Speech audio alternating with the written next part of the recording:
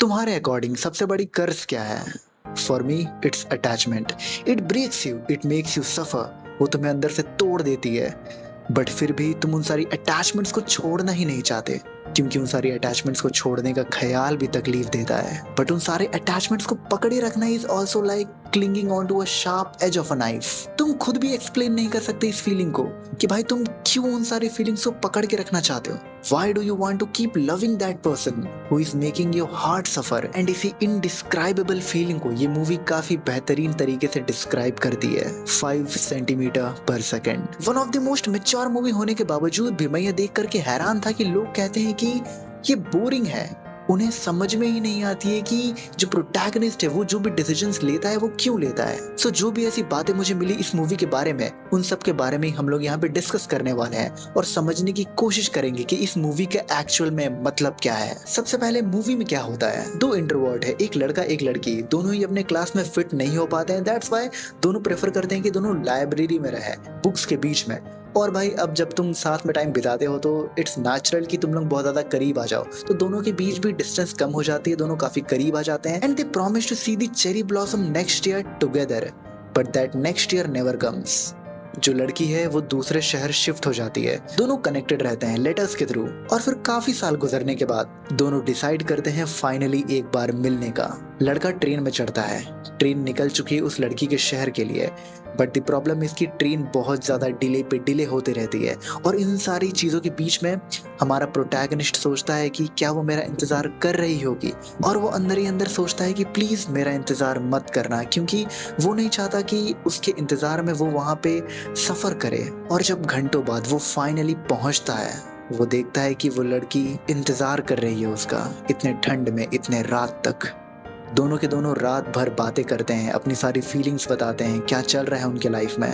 और फिर next morning वो लड़का अपने शहर वापस निकल जाता है। स्टोरी की फर्स्ट पार्ट यहीं पे एंड हो जाती है, फिर स्टोरी की सेकंड पार्ट शुरू होती है। हमारा मेन कैरेक्टर बड़ा हो चुका है and he just loves to be alone, quiet, lonely, empty. वो दिन भर बस ईमेल्स लिखता रहता है अपनी उस चाइल्डहुड लव को। एंड इसी बीच स्टोरी में एक और कैरेक्टर को इंट्रोड्यूस किया जाता है, सुमीडा। एंड वो हमारे मेन कैरेक्टर को काफी डीपली लव करती है, वो एक एक मोमेंट बिताने के लिए भाई उसके साथ कुछ भी कर सकती है। बट हमारे प्रोटैगनिस्ट के लिए she is just a girl who is nice to him. And Sumida approach करना चाहती है, उसे बताना चाहती है कि वो उससे कितना प्यार करती है, बट वो बस शांत रहती है, क्योंकि वो महसूस कर सकती है वो डिस्टेंस जो उन दोनों के बीच है। वो जानती है कि वो जो लड़का है उसके दिल में कोई और है, क्योंकि she can feel that in his heart.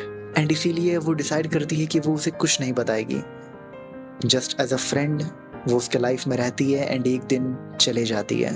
फिर स्टोरी की थर्ड पार्ट शुरू होती है। हमें पता लगता है कि लड़का जो मेल लिख रहा था वो एक्चुअली में उसे सेंड नहीं कर रहा था, वो सारी की सारी बातें बस उसकी अनकही फीलिंग्स थी जो अपने दिल में दबा के रखता है। मतलब कि जो लड़का और लड़की थी उन दोनों के बीच बातें बंद हो चुकी थी।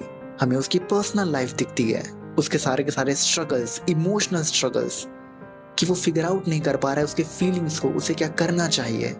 वो ट्रैप्ड है अपने सारे इमोशंस के बीच में।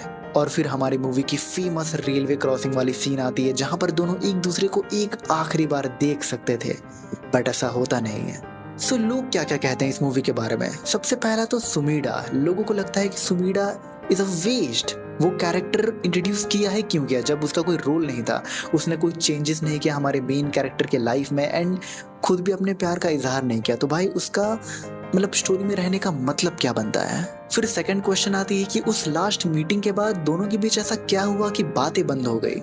एंड सबसे ज्यादा ट्रिगरिंग पॉइंट ये है कि हमारा जो प्रोटैगनिस्ट है वो सारी बातों के लिए अपने आप को जिम्मेदार क्यों ठहराता है, वो रोता क्यों रहता है, वो इतना अकेला क्यों है।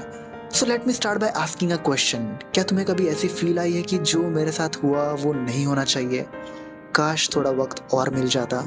जब इन सारी फीलिंग्स को तुम छोड़ करके अपनी खामोशियां एक्सेप्ट करने लगो तो तुम अपना बचपना खो चुके हो। और अपना बचपना खोना बहुत ही ज्यादा इंपॉर्टेंट होता है in order to grow up and learn how to move on with your feelings, अपने लाइफ में आगे बढ़ना। और यही पूरी मूवी में होता भी है। अगर अपने टीन एज में तुम ये मूवी देखोगे तुम्हें विजुअली काफी अच्छी लगेगी, बट तुम इसे अंडरस्टैंड नहीं कर पाओगे। वहीं जब तुम अपने टीनेज के पार जाते हो, उसके बाद इस मूवी को देखते हो, वो सारी चीजें जो हमारे प्रोटैगनिस्ट के साथ हो रही है तुम्हारे साथ वो ऑलरेडी हो चुकी होगी, and you will better understand this story. क्योंकि ये मूवी इसी आर्ट के ऊपर बेस्ड है, the art of moving on. It's all about the unhappy and incomplete endings of little chapters in our life. सबसे पहले सुमीडा का कैरेक्टर जो लोगों को एकदम वेस्ट लगता है, she is one of the most important character of the movie, क्योंकि वो एक बहुत ही इंपॉर्टेंट फ्रेज को रिप्रेजेंट करती है, if you love a person late the person गो। वो जानती थी कि वो लड़का उसके साथ कभी खुश नहीं रह सकता, सो उसने उसे अकेला छोड़ना सही समझा। उसने उसे फोर्स नहीं किया कि प्लीज लव मी, मैं तुम्हें खुश रख सकती हूँ। नहीं, शी डिडंट डू दैट। अगर आप किसी से प्यार करते हो, आप अपनी खुशी के लिए जबरदस्ती उसे अपने पास नहीं रख सकते। अगर वो विलिंगली खुद से आपके पास आए, then you will actually be happy कि ये इंसान मेरे साथ रहने में खुशी फील करेगा। अगर आप किसी को फोर्स कर रहे हो अपने साथ रहने के लिए, so it's not love, it's attachment, affection. You are very much authoritative for that person कि वो बस तुम्हें चाहिए। बट प्यार में you can let the person गो।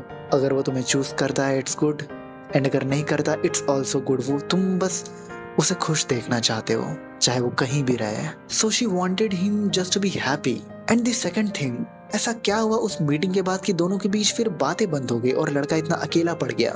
काफी सारी पॉसिबिलिटीज हो सकती है।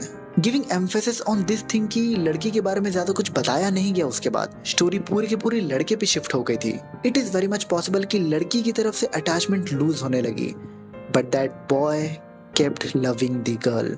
उससे ये नहीं हो पाया, वो अटैचमेंट नहीं तोड़ पाया।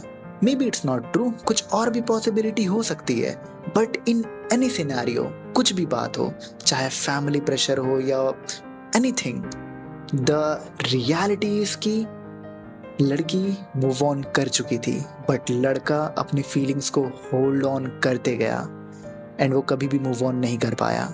Which finally comes to the last act of the movie, the famous railway crossing scene, जहां दोनों एक दूसरे को फाइनली देख सकते थे, बट ऐसा हुआ नहीं, जो कि पूरे एनिमे हिस्ट्री का one of the most unsatisfying ending में से एक तो है ही, बट ये जितना सिंपल दिखता है उससे काफी ज्यादा इंपॉर्टेंट है, एंड काफी कुछ बताता है स्टोरी के बारे में। जब दोनों एक दूसरे को क्रॉस करते हैं और बीच में से ट्रेन गुजरती है, दोनों ही पहले इंतजार करते हैं और पीछे मुड़ करके देखते हैं, बट जब ट्रेन पूरी पार हो जाती है, हम देखते हैं कि लड़की मुड़ करके वापस जा चुकी है, बट लड़का वो अभी भी पीछे मुड़ करके देख रहा है, जो कि इस बात को कंफर्म कर देता है कि लड़की मूव ऑन कर चुकी है, बट लड़का अपने फीलिंग को स्टिल होल्ड करके रखता है उसके लिए।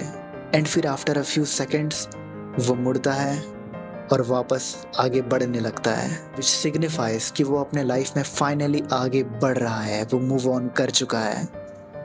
नहीं, वो उस लड़की को भूला नहीं है, एंड ना ही कभी भूल सकता है। वो अपने हार्ट में उसकी सारी फीलिंग्स को कैरी करके आगे बढ़ता है, क्योंकि उसे आगे बढ़ना पड़ेगा। He had to move on. इस पूरी मूवी को देखने के बाद एक ही लाइन मेरे मन में आती है, लोनलीनेस। एक लाइन मैंने बहुत पहले सुनी थी, बट मुझे उस टाइम पर समझ में नहीं आया था until now. A man needs someone to protect in order to live, in order to survive. अगर हमारे लाइफ में वो एक पर्सन नहीं है ना जिसके लिए हम कुछ भी कर सकते हैं, अपनी जान भी दे सकते हैं, तो हमारे लाइफ का कोई मतलब नहीं है। आप भाई कितने भी बड़े बन जाओ, दुनिया जहान हासिल कर लो, बट अगर आपके पास वो एक पर्सन नहीं है जिसके लिए आप कुछ भी कर सकते हो, आप हमेशा अंदर से खाली ही रहोगे। जब भी कभी आप एक अकेले शांत सुंदर सी जगह में हो, आपको वो एक पर्सन की कमी हमेशा महसूस होगी कि काश वो एक पर्सन होता, जो आपका कभी हो नहीं सकता। And the name of the movie 5 centimetre पर second, it is the speed in which you are losing the person you love.